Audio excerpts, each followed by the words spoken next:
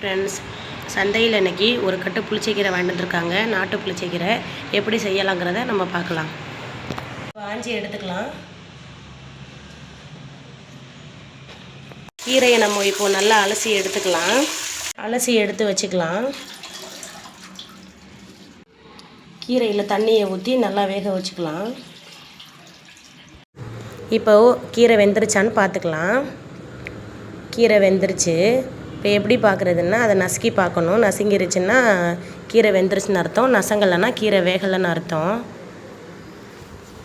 கீரையை வேக வச்ச கேப்பில் சின்ன வெங்காயம் 2 கட் பண்ணி வச்சுருக்கேன். ஒரு பல் பூண்டு தோல் உரித்து நச்சு வச்சுருக்கேன். ஒரு 5 வரமிளகாய், கொஞ்சமாக கருவேப்பிலை. இப்போ தாளிக்கிறது எப்படிங்கிறத நம்ம பார்க்கலாம். இப்போ எண்ணெய் ஊற்றிக்கலாம். நல்லெண்ணெய் காஞ்சிருச்சு. ஒரு ஸ்பூன் கடுகு போட்டுக்கலாம். வரமிளகா, கருவேப்பிலை, வெங்காயம் சேர்த்து எல்லாத்தையும் வதக்கி விட்டுக்கலாம். இப்போ நல்லா வதக்கி விட்டுக்கலாம்.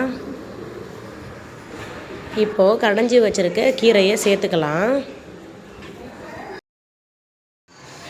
நம்ம இப்போ உப்பு சேர்த்துக்கலாம். கீரையை சேர்த்ததுக்கப்புறம் நம்ம நச்சு வச்சுருக்க பூண்டை சேர்த்துக்கலாம். அவ்வளோதான். கிளறிக்கலாம்.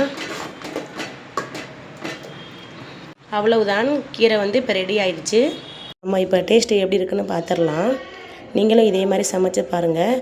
டேஸ்ட்டு நல்லா இருந்தால் கமெண்டில் சொல்லுங்கள். லைக் பண்ணுங்கள், ஷேர் பண்ணுங்கள், சப்ஸ்கிரைப் பண்ணுங்கள். Okay, thank you.